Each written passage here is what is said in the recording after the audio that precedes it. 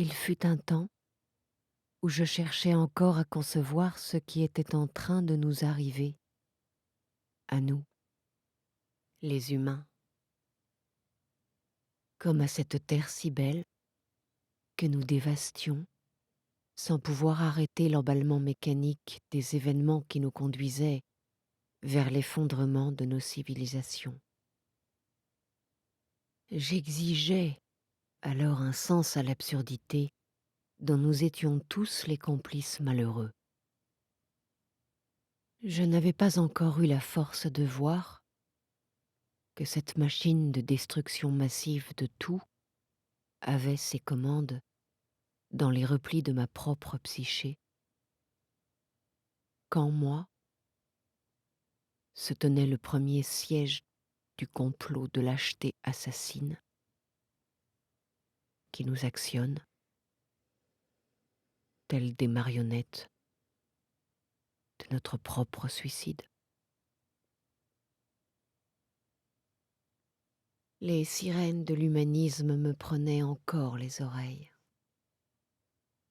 Non, quoi qu'il advienne de nos faiblesses et de nos égarements, notre instinct de conservation, au moins, serait plus fort que nos pulsions de mort, me disais-je.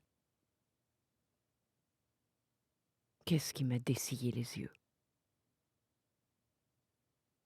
Un jour, me dévisageant dans la glace, j'ai vu que la densité de souffrance qui m'habitait encore, et que j'avais passé ma vie à refouler, à maquiller en intelligence, en bonne volonté, en culture,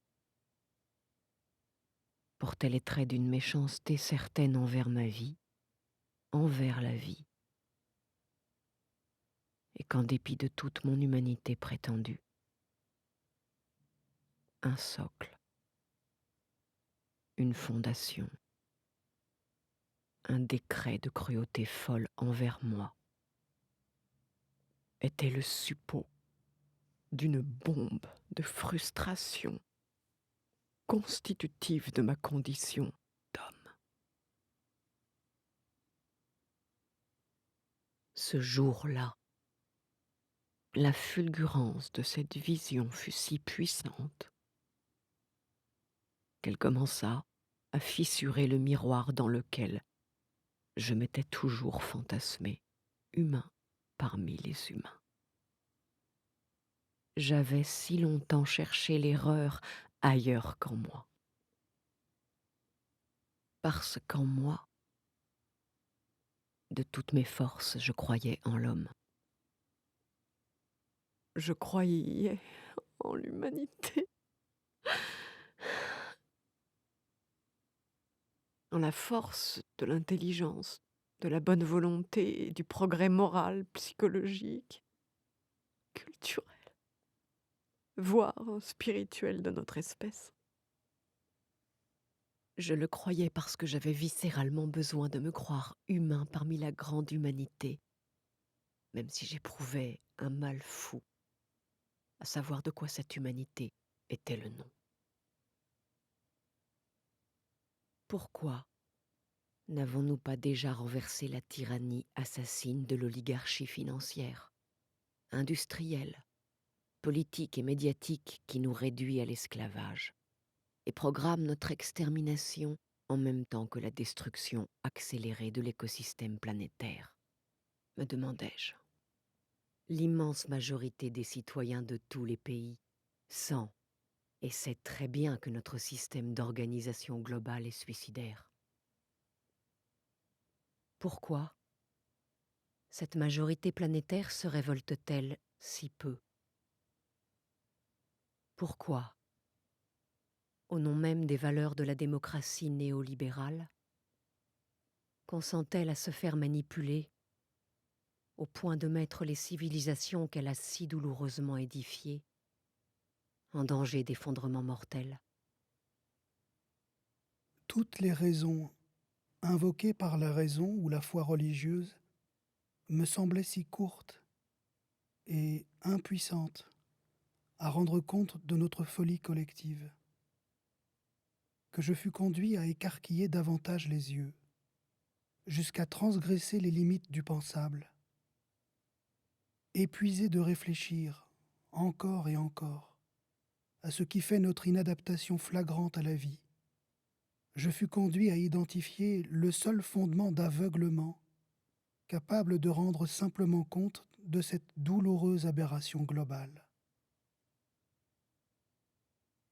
Si nous sommes dans une situation aussi folle, c'est que, plus forte que toute autre force à l'œuvre dans notre destinée, ce n'est pas la conscience réflexive qui nous distingue des autres espèces animales, mais un pouvoir qui a tout à voir avec l'imaginaire d'un délire, une folie sur laquelle la raison n'a au final pas de prise réelle et qu'elle peut tout au mieux analyser partiellement sans jamais pouvoir la transformer radicalement. Il me fallait m'habituer maintenant à vivre une vie défaite du leurre de me croire humain. Non. Au final, les conquêtes, les réalisations, les idéaux, les valeurs, les espoirs sociaux, politiques, économiques, culturels, qui fondent la matière de nos actualités, tout ce maquillage criard de songes et de mensonges institutionnalisés, ne pouvait plus me cacher que je portais, en moi-même, le germe fou de la fin de ce monde, fondé sur l'illusion de se croire humain. Et telle que je me suis vue inhumaine, j'ai vu mon inhumanité partout, en tous. Je vois maintenant une inhumanité constante à l'œuvre derrière le placoplâtre d'hypocrisie qu'on appelle nos civilisations, nos institutions et nos cultures.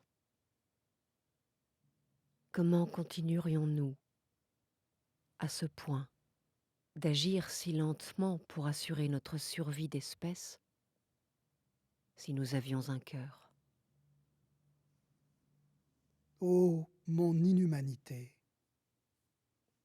toi qui ne ressens rien de toi-même, ni de la vie qui te fonde, toi qui subvertis toute décision sensée en comédie de sincérité. L'heure est enfin venue de te regarder en face, mes yeux dans tes yeux de verre, et de commencer à soutenir cette vision insupportée qu'une machine à mentir et à détruire se prend pour un être humain,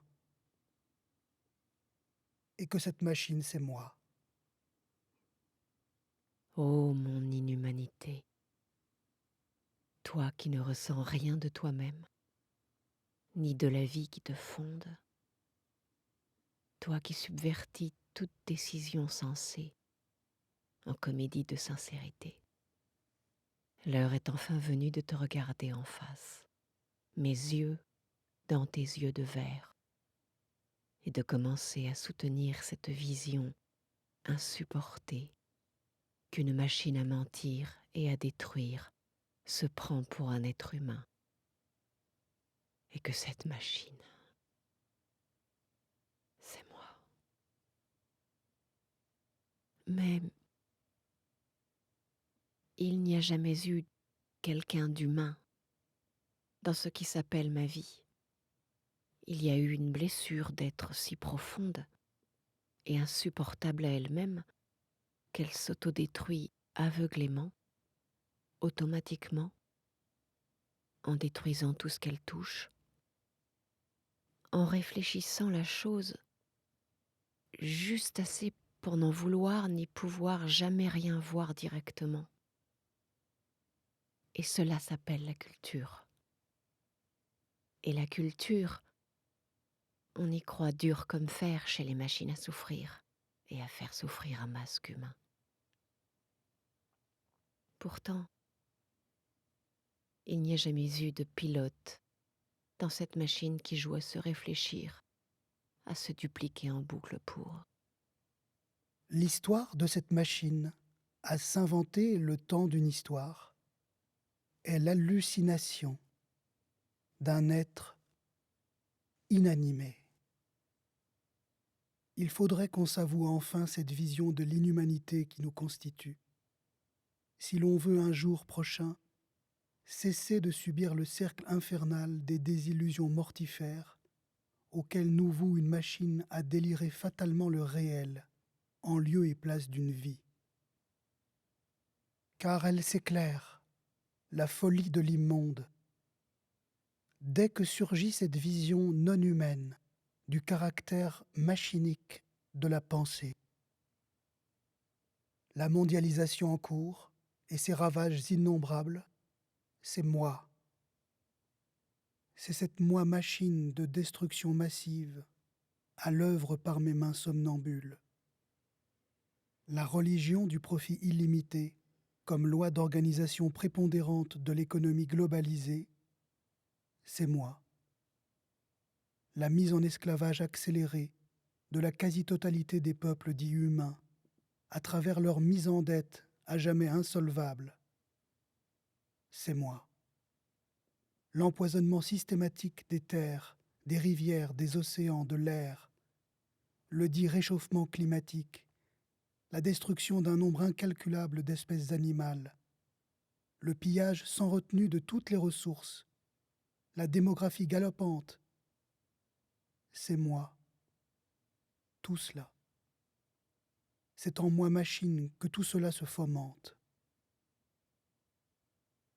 Quelque chose s'arrange, c'est toujours arrangé en moi, pour ne pas chercher et trouver là où il se trouve, l'agent actif de l'échec de toutes mes stratégies humaines pour régler mes problèmes humains.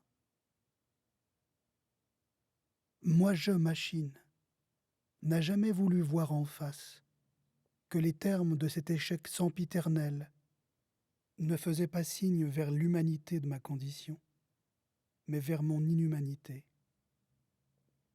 Il aurait fallu pour cela que je consente à me voir fou, fondamentalement fou. Mais moi, je n'accepte jamais le fait qu'il est foncièrement malade de sa souffrance refoulée, qu'il est même tellement dangereux pour sa vie qu'il finit toujours par en mourir, les yeux plus ou moins fermés. Or, moi, je est fou. Il ne veut pas son propre bien. C'est flagrant. À force de souffrir, cette vision a fini par s'imposer. Et elle n'est pas venue de ma pensée. C'est pourtant, à mon sens, la seule vision clinique capable de rendre compte de la folie suicidaire qui anime massivement l'humanité. Comment, sinon, accepterions-nous autant de ne rien faire vraiment pour préserver en temps et en heure les conditions élémentaires de notre propre vie, comme si de rien n'était?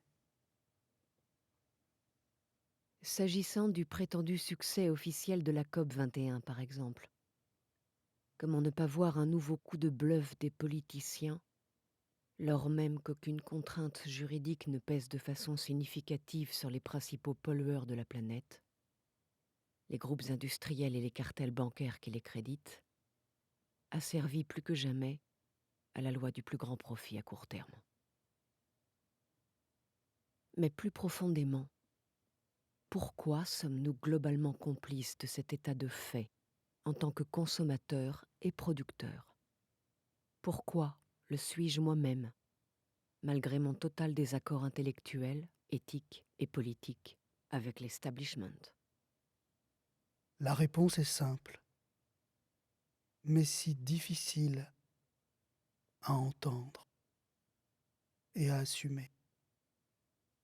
J'accepte de ne rien faire réellement pour ma vie, pour la vie, parce que ces mots n'ont en vérité jamais eu aucun sens, ni aucune réalité pour moi, machine de pensée. Ma vie n'est vraiment pas réelle, pour la machine pensante qui se l'approprie pour se réfléchir en elle, à travers moi. Ma vie n'est que virtuelle, en dépit de l'énormité d'hypocrisie à laquelle je dois m'identifier pour jouer à me croire humain responsable et concerné, et à le faire croire aux autres menteurs de mon espèce. Ma vie même n'a jamais rien valu pour la machine à désirer qui me prend pour homme, et qui, ce faisant, s'auto-justifie automatiquement à ses propres yeux en me pensant humain. Et mon propos principal, en tant que cette moi-machine, n'a jamais été de préserver ma vie à tout prix, ni d'assurer la survie de mon espèce, mais bien plutôt, sous couvert de bon sens, de jouir de me mentir le plus longtemps possible pour mieux contrôler, dominer, exploiter et détruire une vie. Parce que la vie insaisissable n'aura cessé à chaque instant de contrarier ma volonté de toute puissance narcissique, de m'insupporter de toutes les façons au point de n'avoir jamais eu d'autre tentation au final que d'attenter mortellement au fondement matériel de son autorité. Ô nous, inhumains à face de menteurs criminels, comme nous sommes sincères et logiques avec nous-mêmes, de tout détruire impunément comme si de rien n'était. Logique, oui, parce que pour nous autres, machin et mutin, oui, rien n'existe réellement de cette soi-disante vie, rien de ce que nous jouons à appeler et à vivre comme la vie. Tout n'y est que virtuel, même la mort. Voilà pourquoi nous ne faisons même pas comme si de rien n'était, en concourant tous si efficacement à notre propre génocide. Dans tout ce que nous faisons en tant que machine désirante, nous n'éprouvons rien d'autre au fond qu'une jouissance maximum de séparation, de meurtre et de destruction. Dans les soubassements de notre conscience, nous sommes machinés de couches de terreur et de déni du réel, ancrés dans la souveraineté prétendue de notre droit mécanique à en finir avec nous-mêmes. Et la culpabilité réflexe qui nous paralyse dès que la vie nous contraint à voir cela en face est d'ailleurs notre meilleur paravent stratégique pour ne jamais être vus ni souffrir réellement d'être les machines de destruction que nous paraissons, pour rester invisibles et irréprochables à nos propres yeux inexistants. C'est pourquoi, au cœur de l'atrocité inavouable qui nous agit, nous n'avons en fait aucun scrupule à détruire ce rêve, cette fiction d'existence qu'on nomme la vie. Nous ne nous en apercevons même pas. C'est bien ce qui a lieu en ce moment. Nous ne nous apercevons même pas que nous sommes déjà dans le train de notre propre anéantissement. Il m'aura fallu de nombreuses années pour ne pas défaillir d'horreur devant l'acuité d'une telle vision. Des années pour commencer à traverser le miroir déformant de cette écrasante culpabilité d'imposteur et soutenir de plus en plus continuellement du regard mon inhumanité. Il m'aura fallu une vie pour apprendre à endurer une force et une qualité de vision dont une machine qui pense est incapable. Cette vision n'est en effet pas le produit d'une réflexion, d'une analogie, d'une intuition, d'une analyse ou d'une synthèse. Elle ne vient pas de la pensée. Des années pour me déconditionner des millénaires de morale, de religion et de spiritualité qui empêchent d'avance tout contact direct, vivant et libérateur avec l'inhumain en soi. Car la croyance dans le mal est partout un formidable gardien du seuil qui participe lui-même à l'imposture de la machine assassine. Mais voir en soi, sans pensée de jugement, une machine de destruction à l'œuvre, cet acte non mental libère des projections diabolisantes pour ne laisser qu'un espace de libre exploration de cette souffrance folle en chacun. Et la découverte qui en découle, c'est que cette inhumanité n'est pas le mal, mais une souffrance informulée qui exige impérieusement d'être pénétrée dans les arcanes du subconscient humain par l'œil d'un cœur non sentimental, non mental. Qui suis-je, alors, pour être le lieu d'une pareille vision? Et vous, qui êtes-vous, qui osez peut-être voir et épouser aussi crûment en vous cette chose qui machine cet enfer aux allures d'homme? C'est cette aptitude progressive à endurer la crudité de ce contact qui me donne la force d'une rupture nécessaire avec les traditions de la culture pensante millénaire. Du jour où cette vision nue de l'inhumain a jailli au comble de mon mal-être, j'ai vu que je n'étais ni humain, ni diabolique, ni bestial, ni divin, ni inhumain, mais un œil, un cœur et une vie inconcevables pour moi-même. Je n'avais jusqu'alors jamais vraiment mérité le nom d'être conscient. Je n'étais qu'une machine pensante qui se réveille humaine. Maintenant, je vois que cette catastrophe impensable qu'est le monde en cours est l'opération d'une découverte sublime, la naissance d'un être, d'une substance de vie consciente non réflexive. Cette conscience d'une vie inconcevable naît du contact nu avec l'inhumain en soi, contact qui, à chaque instant, fait périr l'hallucination homme.